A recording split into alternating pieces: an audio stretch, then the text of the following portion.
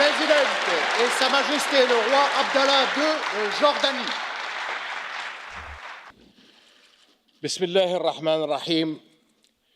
Mr. President, honorable members, Your Excellencies, my friends, thank you all. It is an honor to speak before the European Parliament once again. As I look around this historic chamber, I see it holds many hundreds of people. But in truth, there are with us today millions more from different countries, histories, and perspectives. So we who are gathered here have two things in common. First is our responsibility to these millions, the people who have entrusted us with their hopes and fears. And second, we are all very fortunate, for a life spent in the service of others is a life fully lived. But only if we live up to the expectations of the millions of people with us in this hall today. If we falter, the most vulnerable pay the highest price. The young men and women who look to their future and see nothing. Bewildered refugee mothers clutching their children with no place to call home.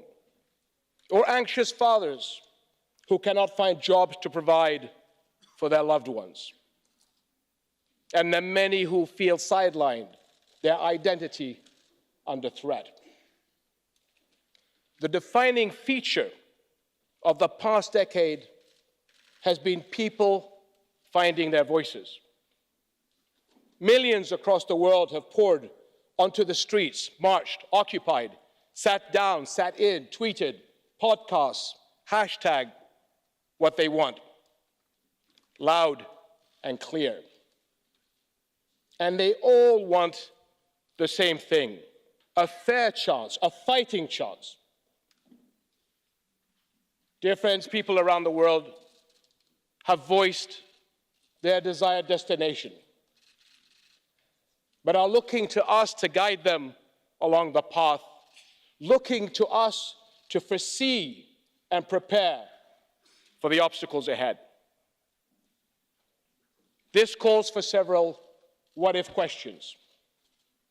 And these questions are not merely a whimsical or theoretical exercise, especially in my region where worst-case scenarios don't lay comfortably within the realm of the hypothetical, but often wander too closely to the borders of our reality. Furthermore, what happens in the Middle East has a way of making itself felt everywhere around the world. So let me start with our region's deepest wound. What if the world gives up on the two-state solution of the Palestinian-Israeli conflict? 70-plus years of conflict have played havoc with hopes for justice.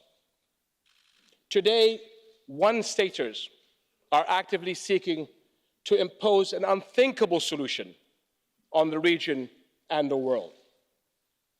One state, propped up by structural inequalities, with Palestinians as second-class subjects. One state turning its back on its neighborhood, perpetuating divisions among peoples and faiths worldwide. 5 years ago, I stood in this chamber and spoke of the dangers of failing to move forward with peace. And today, I must say frankly that the dangers have grown. Violence continues, settlement building continues, disregard for international law continues. I've said it countless times and in countless ways, but I will say it again and again. A more peaceful world is not possible without a stable Middle East. And a stable Middle East is not possible without peace between Palestinians and the Israelis.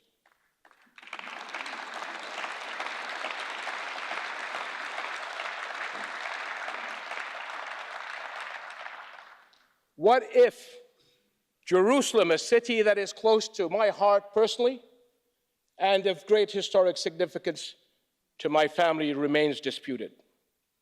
Can we afford to rob Christians and Muslims alike of the spirituality, peace, and coexistence that this city symbolizes, and instead allow it to descend into political conflict? Now, fast forward to the most recent standoff between the United States and Iran.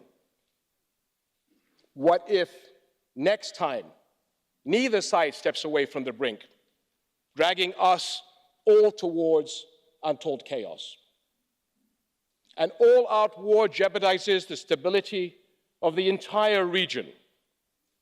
What's more, it risks massive disruptions of the entire global economy, including markets, but threatens a resurgence of terrorism across the world. And I ask you another what if.